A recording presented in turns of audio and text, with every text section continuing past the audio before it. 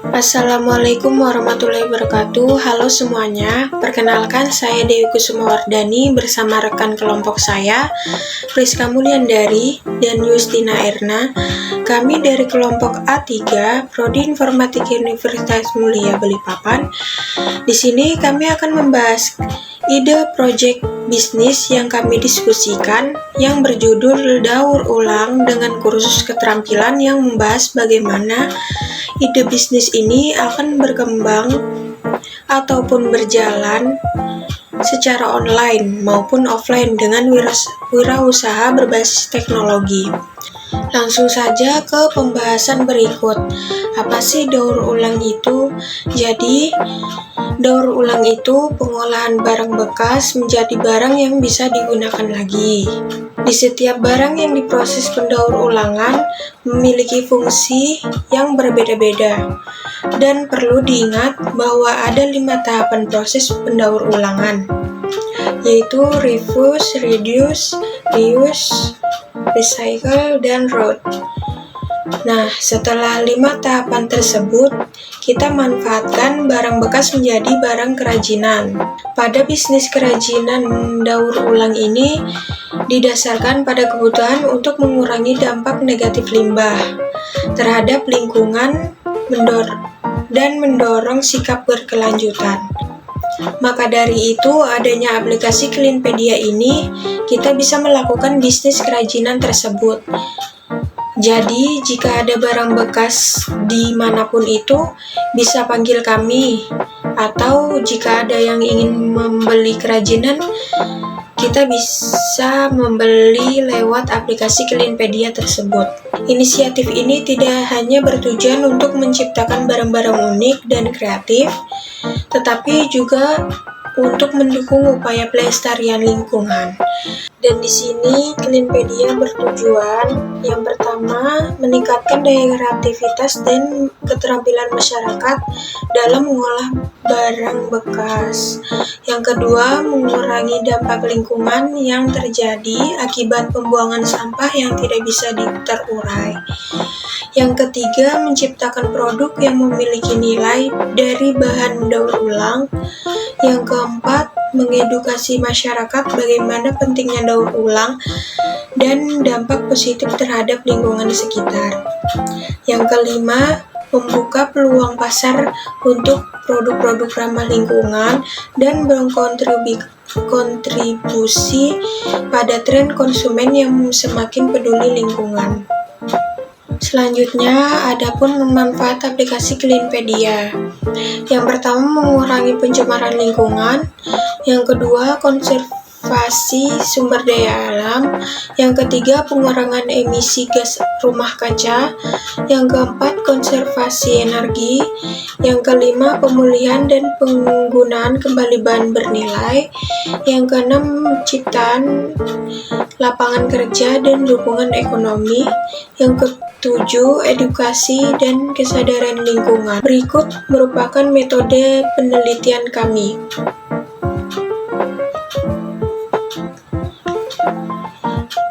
Yang pertama, eksplorasi bahan daur ulang dengan mengidentifikasi berbagai jenis bahan daur ulang yang dapat digunakan untuk kerajinan. Eksplorasi potensi masyarakat dalam membuat kerajinan.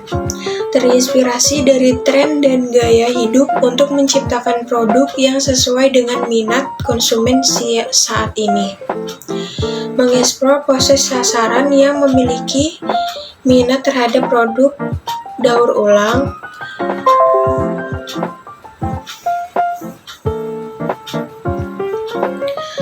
Berkolaborasi dengan pengrajin lokal untuk memperoleh ide dan kreativitas dalam menciptakan produk yang unik. Evaluasi kelemahan dan keunggulan pesaing untuk mengidentifikasi peluang dan ancaman. Wawancara dengan target pelanggan untuk memahami harapan dan preferensi mereka. berpartisipasi dalam event dan pameran untuk mempromosikan produk lokal untuk mendapatkan tanggapan langsung dari calon konsumen. Bab selanjutnya akan dilanjutkan oleh Friska, teman kelompok kami. Tahapan kegiatan yang dilakukan: melakukan riset pasar untuk mengetahui potensi dan peluang bisnis kerajinan daur ulang, lalu menganalisis kebutuhan konsumen dan tren pasar terkini, memilih bahan daur ulang yang akan digunakan untuk kerajinan untuk meneliti ketersediaan dan biaya material daur ulang, merencanakan desain produk kerajinan yang unik dan menarik, serta menghitung biaya produksi dan menentukan harga jual yang kompetitif, membuat prototipe produk untuk menguji desain dan fungsi agar mendapatkan umpan balik dari calon pelanggan, membuat perancangan aplikasi yang akan digunakan dalam ide bisnis ini, memastikan produk memenuhi standar keamanan dan kualitas yang mendapatkan perizinan dan sertifikasi yang diperlukan,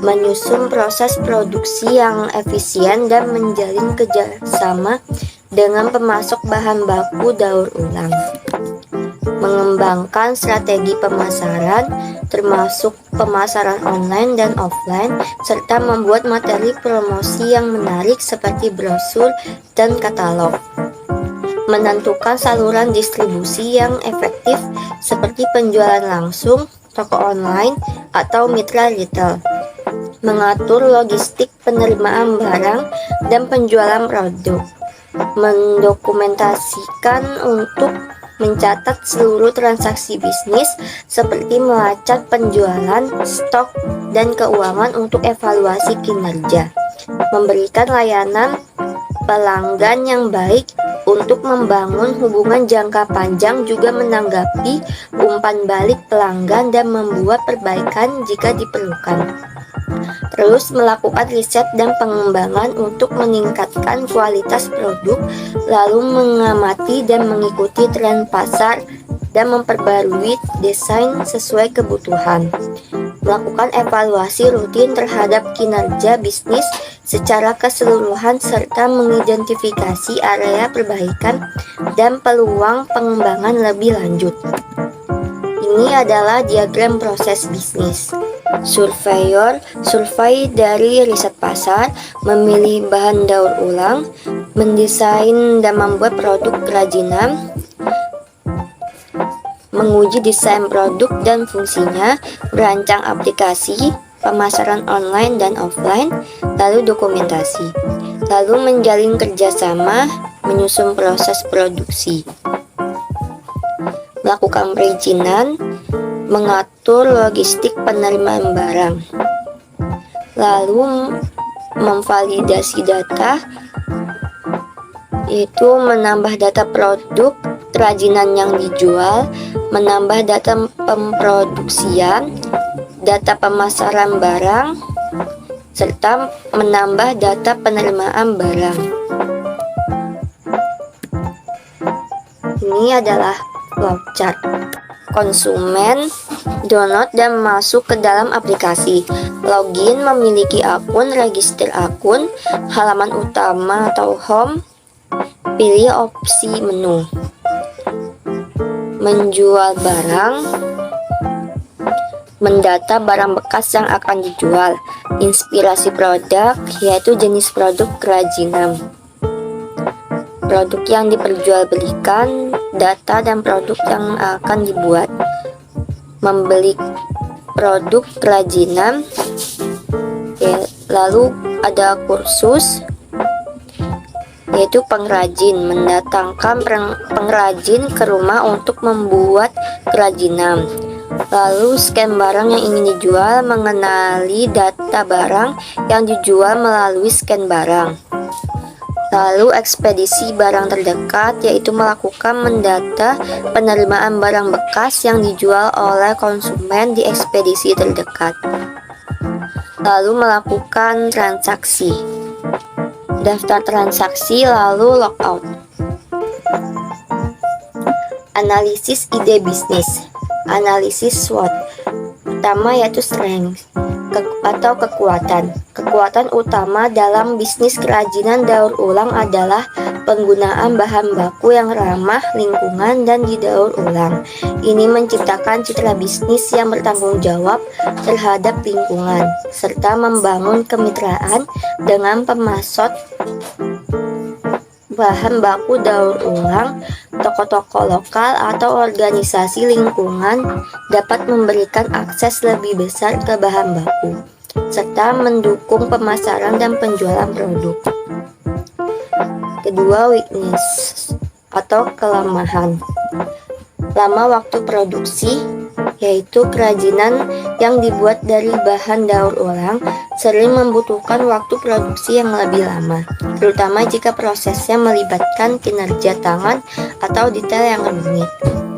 Hal ini dapat mempengaruhi kemampuan untuk memenuhi permintaan atau order dalam jumlah besar. Kualitas, yaitu produk daur ulang mungkin memiliki tantangan dalam konsistensi, kualitas, dan estetika. Misalnya, warna yang kurang menarik karena menggunakan bahan kain sisa bisa menjadi kelemahan jika konsumen mencari produk dengan tampilan yang lebih premium. 3. Opportunities atau peluang. Teknologi baru juga dapat menjadi peluang bagi bisnis kerajinan daur ulang. Misalnya, teknologi baru dalam pemrosesan daur ulang atau teknologi baru dalam desain dan produksi kerajinan. Ini menciptakan peluang bagi bisnis kerajinan daur ulang untuk menjangkau konsumen yang peduli lingkungan dan mencari produk yang ramah lingkungan. Dalam bisnis kerajinan daur ulang, penggunaan bahan baku daur ulang bisa menjadi peluang. Bahan baku ini biasanya lebih murah dan mudah didapat dibandingkan bahan baku baru. 5. Threats atau ancaman. Ancaman dalam bisnis kerajinan daur ulang bisa bervariasi tergantung pada berbagai faktor, seperti regulasi hukum yang berlapis mengenai sampah dan daur ulang bisa menjadi ancaman bagi bisnis kerajinan daur ulang. Misalnya, regulasi yang ketat terhadap pembuatan dan penanganan sampah plastik atau regulasi yang membatasi penggunaan bahan daur ulang. Semakin banyaknya bisnis yang masuk ke dalam industri daur ulang, bisnis kerajinan daur ulang mungkin menghadapi kompetisi yang lebih ketat, sehingga bisa saja munculnya pesaing. Strategi hasil analisis SWOT. Meningkatkan kekuatan. Inovasi ini bisa berupa bentuk atau desain baru, atau bahkan penggunaan bahan daur ulang yang belum pernah dipakai sebelumnya. Selain itu, gunakan brand tersebut secara konsisten di semua platform dan media promosi. Menutupi kelemahan. Salah satu kelemahan bisnis kerajinan daur ulang adalah warna kurang menarik dari produk kerajinan. Untuk itu, bisnis dapat melakukan inovasi produk dengan menambahkan warna atau pola yang menarik pada produk kerajinan. Menangkap peluang, meningkatkan kualitas produk, yaitu membuat produk dengan kualitas yang lebih baik dapat membantu menarik lebih banyak pelanggan. Misalnya, bisa memanfaatkan bahan-bahan daur ulang untuk membuat kerajinan dengan tekstur dan warna yang indah. Menghadapi ancaman, yaitu membangun kebijakan perusahaan yang baik dapat membantu mengurangi risiko dan membantu bisnis mencapai tujuan mereka. Ini bisa mencakup kebijakan terkait etika bisnis, perlindungan lingkungan, dan manajemen risiko. Dan pada bab ini saya akan menjelaskan bagaimana bisnis model kanvas pada hasil diskusi kami, yaitu ide bisnis daur ulang dengan kursus keterampilan. Yang pertama ada value proposition. Nah, pada value proposition ini terdapat beberapa yang dapat mengurangi dampak lingkungan sekitar dalam kemitraan sosial, yang memberikan nilai tambah dalam bentuk dukungan sosial dan inklusi, dengan harga yang bersaing untuk layanan daur ulang atau produk daur ulang menjadi daya tarik bagi pelanggan yang ingin menghemat uangnya. Lalu kita menyediakan pelatihan atau edukasi kepada pelanggan atau komunitas mengenai praktik daur ulang yang benar dan berkelanjutan, sehingga konsumen bisa langsung memproduksi barangnya di rumah. Kemudian kita lanjut, yang kedua ada customer segments. Customer segment ini kita termasuk dalam golongan pasar terbuka, yaitu untuk kalangan siapapun yang ingin berhubungan dengan bisnis ini dalam konteks bisnis daur ulang. Segmen pelanggan mengacu pada grup konsumen atau pelanggan yang memiliki karakteristik seperti memiliki kebutuhan atau keinginan yang sama seperti bisnis kami. Lalu ada channels. Pada bisnis ini kita menggunakan jenis layanan pengambilan sampah daur ulang secara langsung ke lokasi mereka atau menyediakan lokasi logistik pada pengumpulan umum barang bekas yang kami sediakan di sekitar lingkungan masyarakat. Ini bisa dilakukan melalui kontrak jangka panjang dengan klien atau sebagai layanan satu kali, dan tempat pengumpulan umum akan di area yang mudah diakses oleh masyarakat juga. Lalu setelah itu, mendaur ulang sampah ini memiliki kerajinan hasil daur ulang dan dapat menjualnya langsung ke konsumen melalui pasar petani, toko fisik, dan platform e-commerce. Selanjutnya, adapun customer relationship, yaitu kemitraan pelanggan. Di sini kami melayani pelanggan dengan cara memberikan kualitas tinggi pada hasil barang daur ulang yang kami buat. Yang kedua, memberikan informasi kepada pelanggan tentang jenis barang apa yang diterima serta bagaimana proses daur ulang yang akan diterapkan untuk dibuat kerajinan. Dan yang ketiga, menerima berbagai jenis barang bekas yang dibawa pelanggan untuk didaur ulang menjadi barang yang berkualitas serta bermanfaat. Dan yang terakhir, mempertimbangkan untuk menawarkan intensif program kepada pelanggan yang sering berkontribusi dengan barang daur ulang, dapat berupa diskon ataupun hadiah lain sebagai penghargaan atas kerjasama mereka kepada bisnis kami. Selanjutnya ada revenue streams. Di sini kita merujuk pada sumber utama pendapatan bisnis daur ulang yang kita hasilkan pada bisnis ini. Contohnya hasil produk daur ulang yang diperjualbelikan pada pelanggan. Lalu ada penjualan bahan daur ulang pada pelanggan yang meminta sebagai bahan baku kerajinan. Lalu selanjutnya, perusahaan daur ulang melakukan kontrak dengan pemerintah, perusahaan besar, lembaga lain untuk mengelola limbah mereka yang memastikan bahan-bahan daur ulang diurus dengan benar, serta menyediakan kursus kerajinan pada pelanggan. Selanjutnya yaitu key resource. Key resource ini dalam bisnis kerajinan daur ulang kita merujuk pada sumber daya yang penting dan unik untuk bisnis tersebut. Seperti bahan baku daur ulang dengan mengumpulkan dan memproses serta menyiapkan bahan baku seperti kertas, plastik, logam, kaca atau barang daur ulang lainnya yang kita bisa olah. Lalu ada peralatan. Pada peralatan penyimpanan dan fasilitas produksi seperti mesin penghancur, pemadat, mesin pencetakan dan lainnya sangat penting dalam proses daur ulang agar diproses secara efisien.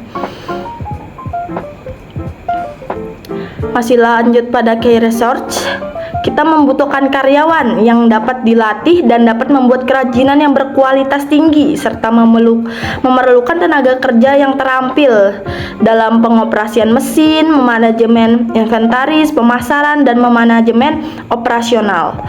Lalu ada modal dengan cara bekerja sama pada pusat daur ulang untuk mendapatkan bahan baku kerajinan ataupun bekerja sama dengan perusahaan yang dapat memberikan pemasukan pada usaha kerajinan daur ulang ini.